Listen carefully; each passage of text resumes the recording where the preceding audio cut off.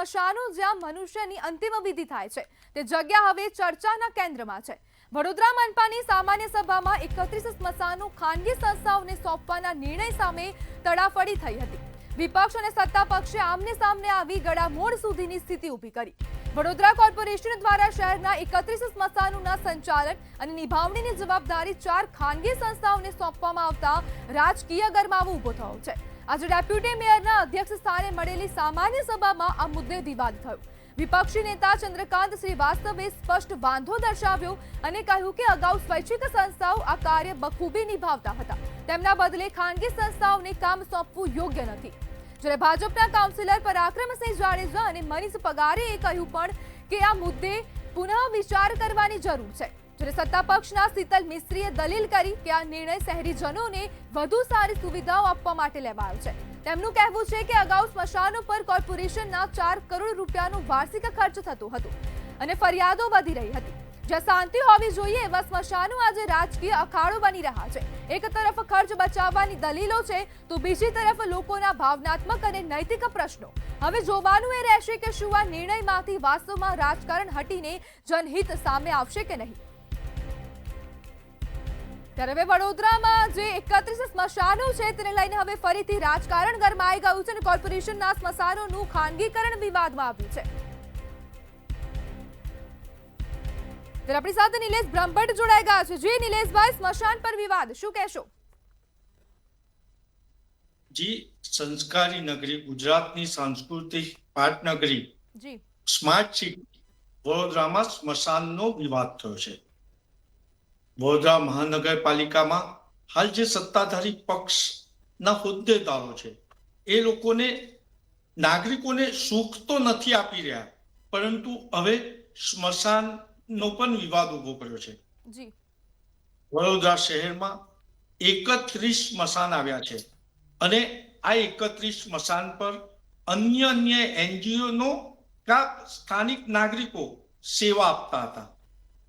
વાત કરીએ કે વડોદરાના સૌથી મોટા સ્મશાનની બહુચરાજી ખાસવાડી સ્મશાન જે હાલ CSR ફંડમાં 15 કરોડના ખર્ચે તૈયાર થઈ રહ્યો છે।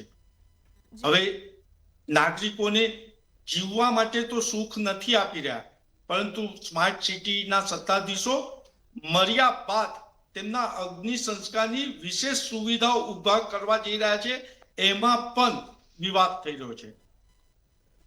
વડોદરા મહાનગરપાલિકાએ 31 સ્મશાન કોન્ટ્રાક્ટ પર આપી દેતા ભારતીય જનતા પાર્ટીના કોર્પોરેટરોએ પણ આમાં વિરોધ બતાવ્યો છે અને ગુજરાતના સિનિયર ધારાસભ્ય જે કોક જ વખત બોલે છે એમને પણ ઘરેથી પત્ર લખી અને વિવાદને અનુમોદન આપ્યું છે। આજે જ્યારે વડોદરા મહાનગરપાલિકામાં કમિશનર સંકલનની બેઠક બોલાવવાના છે, આ સંકલનની બેઠકમાં ધારાસભ્યો ઉપસ્થિત રહેવાના છે, ત્યારે સ્મશાન મુદ્દો ઉભો થાય અને સિનિયર ધારાસભ્યો આનો વિરોધ કરે એમ મનાય છે અને સંગઠન પણ આ બાબતે ચિંતિત છે।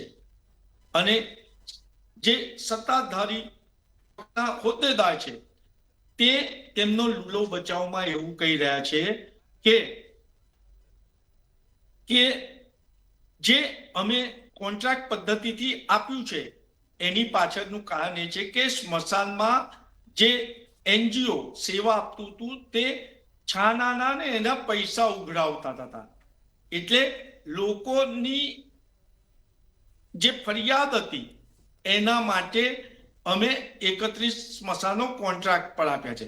ત્યારે હવે સવાલ એ ઊભો થાય છે કે નાગરિકો કરપ્શનનો આક્ષેપ તો મેયર સહિત હોદ્દેદારો અને અધિકારીઓ પર પણ કરે છે, તો શું તમે મેયર કોન્ટ્રાક્ટ પદ્ધતિથી બેસાડશો?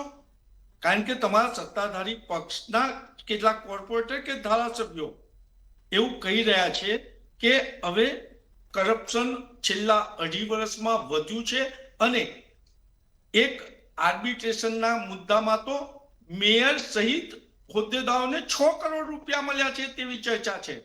તો જ્યારે તમે 6 કરોડ રૂપિયા જેટલો મોટો ભ્રષ્ટાચાર કરતા હોય તો શું હવે તમારી જગ્યાએ ગુજરાત સરકાર મેયર તરીકે કે અન્ય હોદ્દેદાર તરીકે કોન્ટ્રાક્ટરોને બેસાડશે? આ સ્માર્ટ સિટીમાં ચર્ચા છે।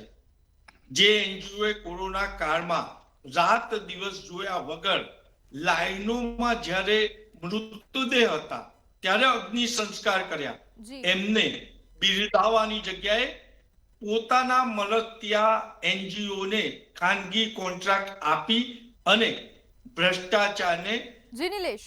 પ્રોત્સાહિત કરવામાં આવ્યું છે તેવી ચર્ચા છે.